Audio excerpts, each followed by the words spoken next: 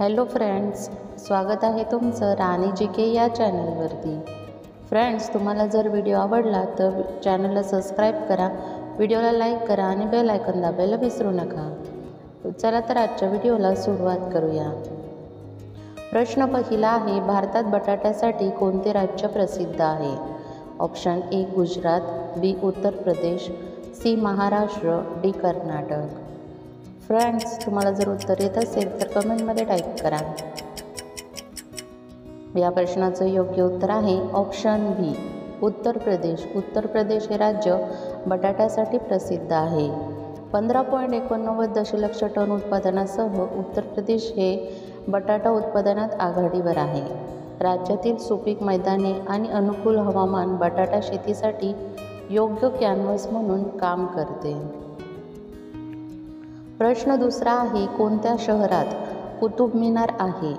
Option a Karnataka, b Delhi, c Mumbai, d Nagpur. Friends, उत्तर येत असेल तर कमेंटमध्ये टाईप करा।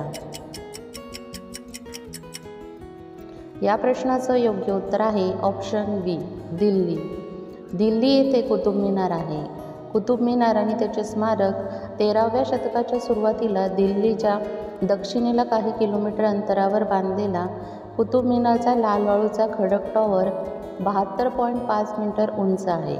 त्याच्या शिखरावर 2.75 मीटर व्यासापासून त्याच्या पायथ्याशी 14.32 मीटरपर्यंत निमुळता होत आहे आणि कोनीय व तसेच गोलाकार पर्याय देखील आहे।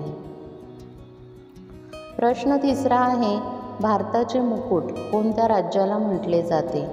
Option a Gujarat, b Rajasthan, c Maharashtra, d Jammu Kashmir. Friend, चॅनलला सबस्क्राईब नसेल केलं तर सबस्क्राईब करा। या प्रश्नाचं योग्य उत्तर आहे ऑप्शन डी जम्मू काश्मीर। भारताच्या उत्तरेकडील भागात असलेल्या जम्मू काश्मीरला मुकुटासारखे दिसणाऱ्या भौतिक वैशिष्ट्यांमुळे भारताचा मुकुट म्हणून संबोधले जाते। जम्मू आणि काश्मीरचा भौतिक आकार मुकुटासारखा आहे। त्याचा लांबलचक प्रदेश नैऋत्य ते ईशान्येकडे पसरलेला देखील आहे। जम्मू आणि काश्मीरला भारताचा मुकुट असे संबोधले जाते।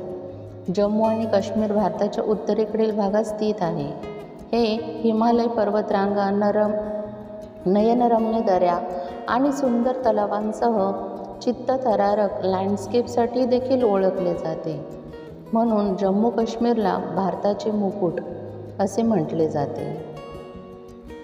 प्रश्न चौथा आहे, गिरनार टेकड्या कुठे आहेत? Option A Tamil Nadu, B Madhya Pradesh, C Gujarat, D Maharashtra.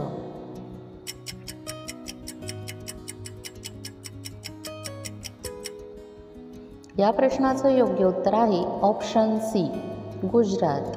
Girnar टेकड्या ह्या गुजरातमधील जुनागड जिल्ह्यात वसलेल्या पर्वतांचा समूह आहे, जे हिंदू आणि जैन दोघांचे हे पवित्र तीर्थक्षेत्र आहे।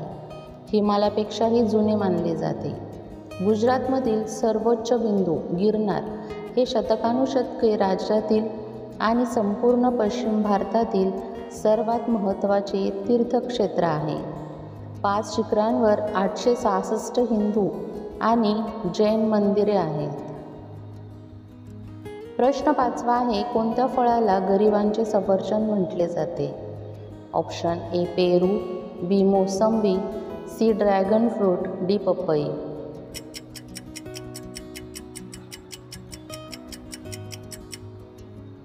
या प्रश्नाचं योग्य उत्तर आहे ऑप्शन ए पेरू।